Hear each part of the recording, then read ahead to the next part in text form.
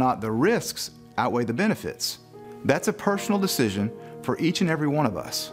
I remember about a decade ago, I had a discussion with a pediatrician about whooping cough, also known as pertussis. We were discussing whether the risks of the vaccine outweighed the benefits. He clearly believed that there were very few risks and enormous benefits from that vaccine. There are several current vaccines for pertussis depending upon the manufacturer, but they're generically referred to as the DTaP, which stands for diphtheria, tetanus, and acellular pertussis.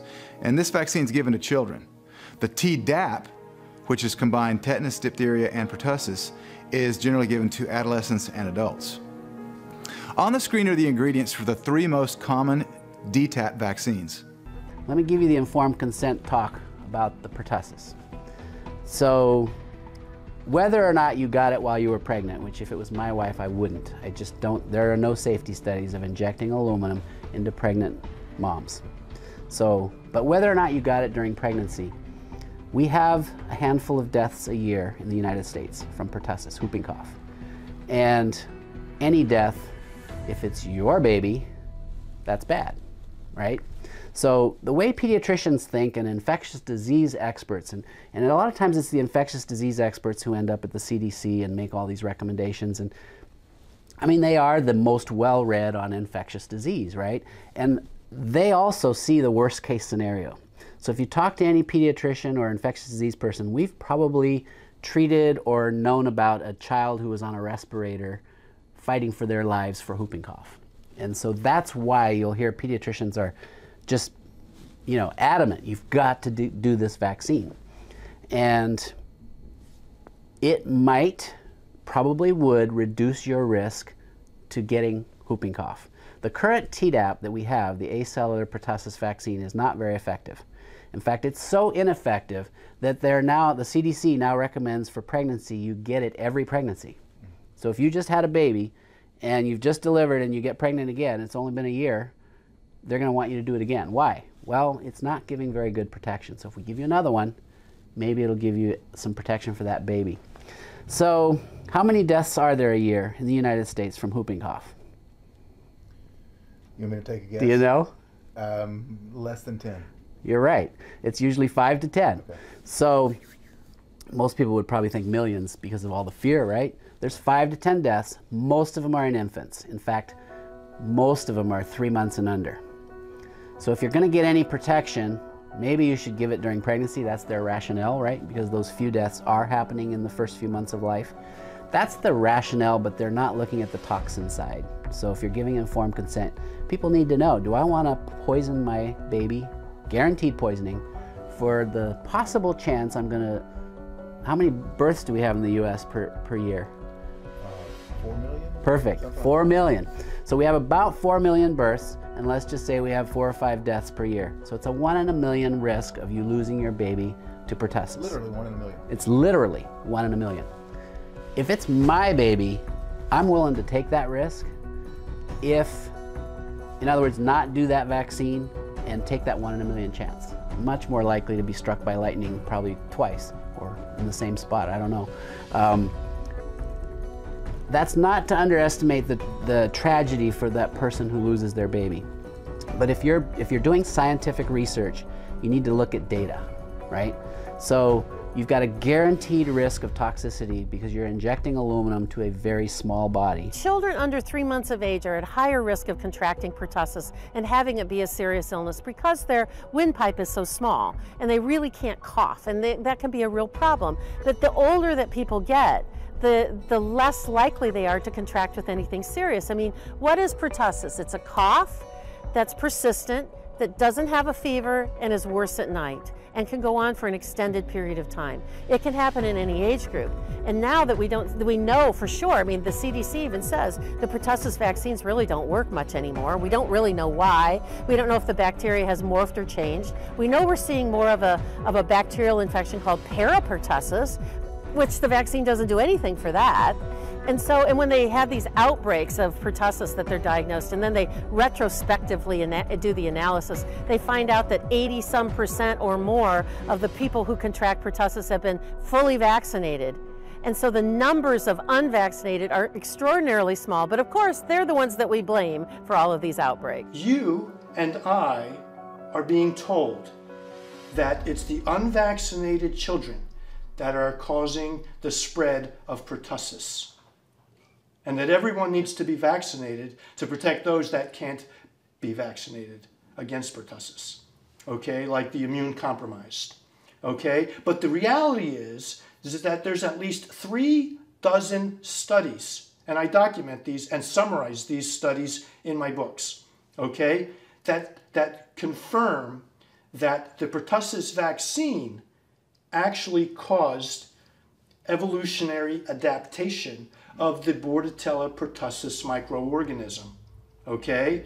So that it has adapted and evolved so that the strains that were targeted are no longer the strains that are causing the disease. They've become new strains, and the vaccine is no longer effective against the new strains. Studies have just come out that confirm that people that are vaccinated against measles can spread the disease. They are carriers of the disease, and they can spread it to other people, and they are. And this is the same thing that's happening with the pertussis vaccine. They have now documented that people that are vaccinated against pertussis are silent carriers of pertussis. The disease is developing inside their throats. Now, the person that got vaccinated may not develop the disease, but they are infectious. And like Typhoid Mary from years ago, who did not exhibit symptoms of typhoid, but Typhoid Mary was able to spread typhoid to other people. She was contagious. The people that are vaccinated against pertussis are like Typhoid Mary. I call them Whooping Wally and Pertussis Peggy. They are silent carriers of pertussis, and they are capable of spreading pertussis to other people. This is documented in the studies. What Neil Miller just said about people being silent carriers is supported by a November 25th, 2013 article in the Washington Post, which quotes FDA researcher Todd Merkel. He says the research suggests that while the vaccine may keep people from getting sick, it doesn't prevent them from spreading whooping cough, also known as pertussis, to others. It could explain the increase in pertussis that we're seeing in the United States. In other words, the vaccines may keep you from showing any symptoms while you spread pertussis to everyone else. It's interesting that the Sanofi Pasteur version of the DTaP vaccine, Tripedia, listed SIDS, autism, and anaphylactic shock as possible adverse events. But this vaccine was pulled from the market in 2011 due to these adverse events. No person ever experiences 2 diseases at the same time. So if you're giving the diphtheria, pertussis, tetanus vaccine, you're giving 3 diseases into the body at the same time. I think it's interesting to note that back in the 1990s, all that Dr. Andrew Wakefield wanted to do was to investigate whether it would be safer for children to spread out the mumps and the measles vaccines. In his report, he stated that there may be an association between MMR and gastrointestinal disease. His research led him to write a 250-page report concluding that he could not support the use of the combined 3-in-1 MMR vaccine because it simply was not proven to be safe. Did you know that Dr. Andrew Wakefield's research has been replicated in at least 28 different studies in many different countries, including Switzerland? You mentioned a Swiss study. 180 Swiss physicians analyzed 320 scientific works from around the world. They concluded there is no medical foundation for combining measles, mumps, rubella into one shot. And of course, this is what Andy Wakefield speaks about. Andy Wakefield says, he said, there might be some evidence that combining the vaccines is potentially more detrimental than not combining the vaccines. That's essentially what he said. He said, Andy Wakefield said, I still recommend vaccination. I just recommend that you break it up. Here's support for what Andy Wakefield said. These are over 300 medical scientists from Europe that signed a petition that said There is no good reason to combine these vaccines. In fact, you have to make them individually. So it takes extra work to combine it. Yeah, when Andy Wakefield made that recommendation, within 6 months, they took away that option. The single vaccines were available when Andy Wakefield made that claim.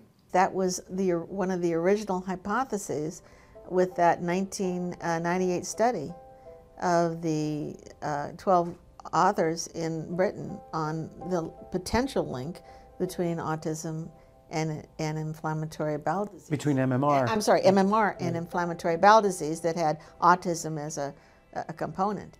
Right, and all that study did was make a suggestion as to whether giving the measles, mumps vaccine together led to an increase in incidence of inflammatory bowel disease, knowing what the live infection close together looked like. And all that study did was suggest that maybe it's more prudent to give the measles vaccine and the mumps vaccine separately. They had said in the conclusion it deserves further study. They hadn't said that they had proved that MMR vaccine causes autism or inflammatory bowel disease. No. They just simply said that there was an association that they noted. Right. But what happened at the press conference was they were asked the question, I think Dr. Wakefield was asked the question, well, what should parents do? And when he said, well, they should ask for separate vaccines, that caused an uproar because, well, first of all, you know, you can't get separate MMR vaccine, measles, mumps, and rubella vaccine anymore. You can't get separate diphtheria, pertussis, tetanus vaccine anymore. You can get DT, but you know, now they want to have combination vaccines, and their market for combination vaccines was threatened by the idea that parents could choose to have separate vaccines. So there's something that has happened in our culture that has now demonized people for wanting to just take care of their family the way they see fit. And informed consent has always been part of making any kind of medical decision. And now there's no informed consent if your rights are being taken away on whether you can make that choice or not.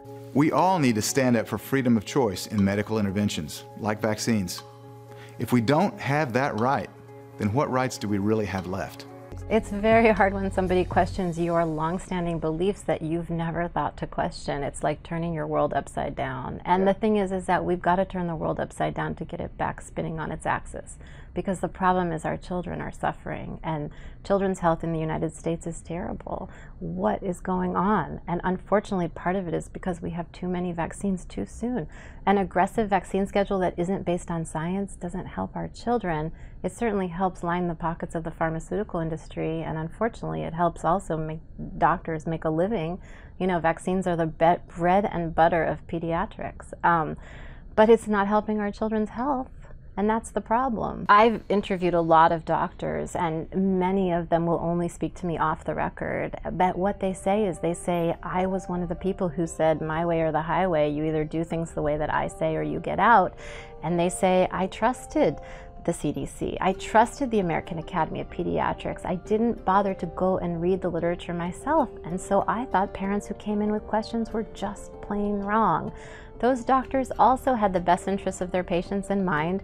They're kicking parents out of their practice because they're afraid that those kids won't be healthy if they stay in their practice, right? The best doctors wake up and they realize the CDC is wrong and the AAP is wrong, and we've got to change our schedules. Number one thing, it saved my career, is I had parents come to me and say, Dr. Thomas, have you looked at this article? Have you read about this? Have you thought about that? And physicians who know it all, right, are not interested. So you're probably not going to get through to some physicians who just aren't open to getting any advice or knowledge from somebody who's not a doctor. But I am so grateful to the various patients who came to me and said,